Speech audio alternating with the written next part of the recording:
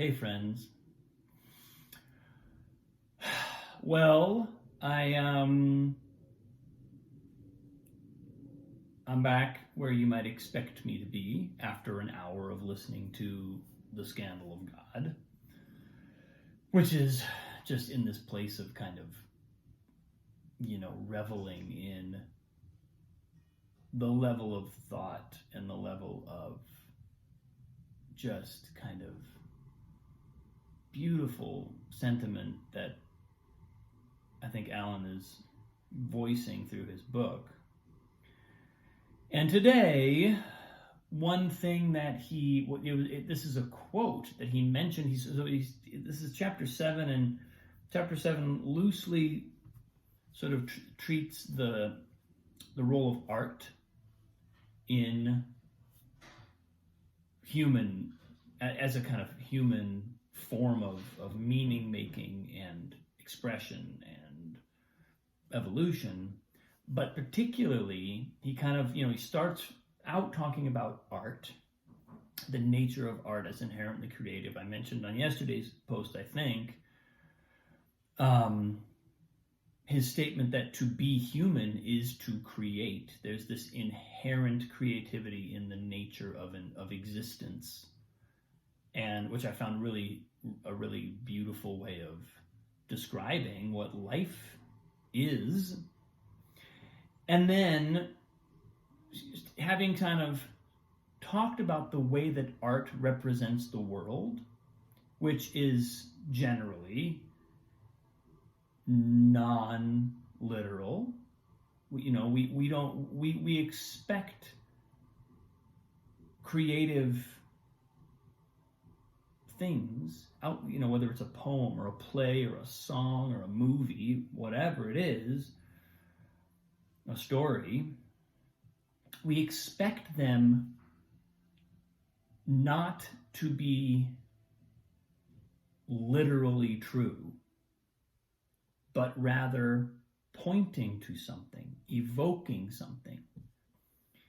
And the point that I think Alan's making, and I'd have to go back and listen more carefully to know whether this is sort of explicitly what he's saying. I don't want to put words in his mouth, but the sense I get is, he's emphasizing how important artistic education is, and how important it is to have art present in people's lives, young people's lives, in the educational system, is because it gives us not just on its own a wonderful way of making meaning and a wonderful way of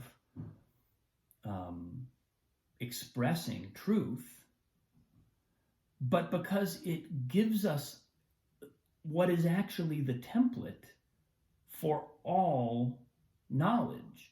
It gives us the process that we can also apply to religious thinking, to spiritual thinking. It gives us the process that we can also apply to scientific thinking. And the thing is, what he keeps emphasizing is science deals in metaphor.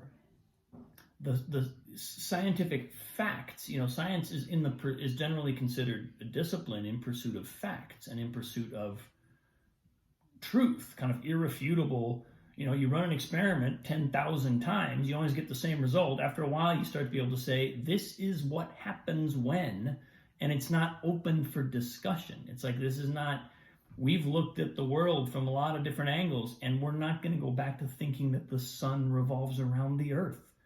That is not the case.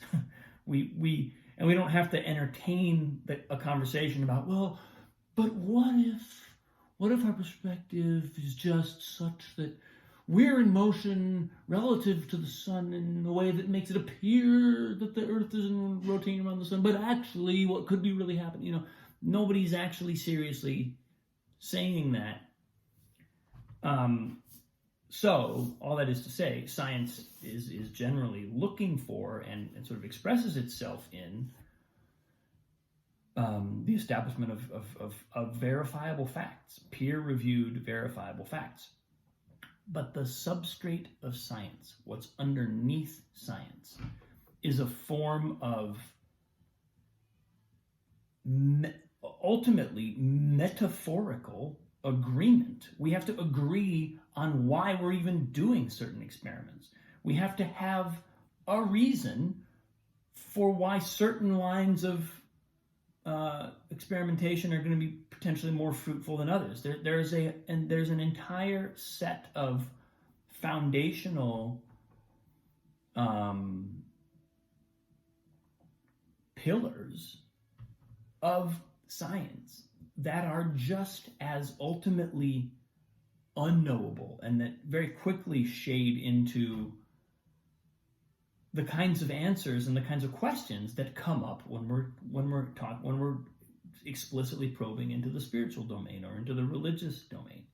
And so art actually becomes one really important way of becoming conversant in that language, in the language of meaning that is not based on kind of scientific, supposedly scientific fact. This is, Alan has not said this, and I'm certainly not the first person to say this, but our educational system, by and large, is still, decades kind of trailing along behind our prevailing human knowledge because it's an institution. It catches up slowly. So our educational system is actually kind of still playing catch up, and oftentimes harkens back to a different process of knowing. And I think what Alan is hinting towards is what's very satisfying to me and resonant for me as somebody who's made art a central feature of my life for most of my life, is that art is it's the language. It's learning to speak the language of life. Art is the language of life. Art is the language of existence. And it doesn't. It can be unapologetically itself. Life can be unapologetically itself in the artistic domain, because we don't expect it to be literally true. Like I said, it's a way of holding meaning that doesn't require literalism in order to have impact, or in order to have meaning. The measure of an artistic expression has nothing to do with its literal truth, but which is in and of itself a message about meaning and truth overall. And so I'm getting, it was a very long way of getting around to the quote, which kind of prompted this post today, which was a quote by Dante, where he says, "It takes a beautiful lie in order to communicate deep truth." And if that doesn't summarize both the artistic process and also at the same time have a pretty massive implication with regard to deep truth, period. What can be said? What deep truths can be directly stated, and if any, and where are we inherently reliant upon a beautiful lie? A beautiful lie being a poem is a beautiful lie. A movie might be a beautiful lie. None of this happened. I've seen Avengers movies. None of that happened. But maybe those aren't the most meaning-laden movies I could have chosen for my metaphor, but you get the point.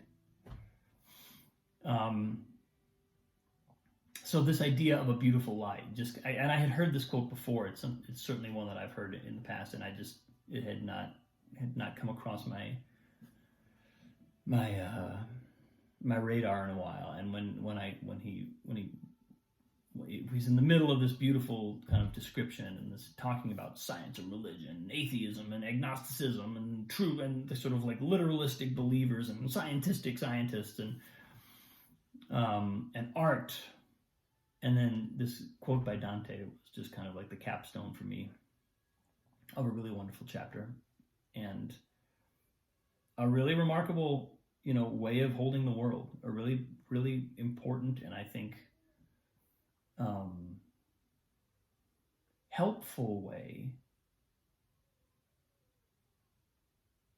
of perceiving meaning. Right? We don't need meaning to be literally true. The only part of us that needs meaning to be literally true is the part of us that's afraid, and the part of us that wants security and that wants to not have to wrestle with those deep questions anymore. It's exhausting. I'm tired of it. Please don't make me hold open the door to the unknown here any longer. I just want to close it and have my answers. Thank you. That's the only part of us, the fundamentalist part of us, that has trouble receiving meaning if it's not literally true, if there's not some way we can pin it down and say, okay, well, this isn't going to change now.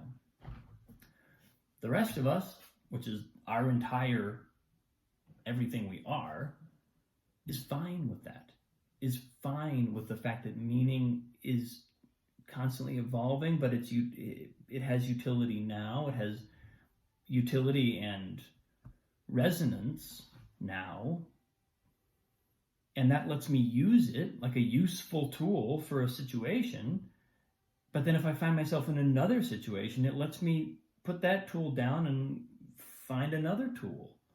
Not get so attached to using this tool because I'm good at using it that I don't even want the situation to evolve anymore. Because if the situation evolves, then I won't be able to use my tool anymore. That's the battle. That's the sort of tension. So, anyway, but it takes a beautiful lie to tell a deep truth. Definitely hit me this morning. Thanks for watching, folks.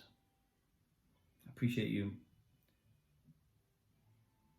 I appreciate this conversation, your outreach and comments and all of that. Thank you, thank you, thank you. Much love. I'll see you soon.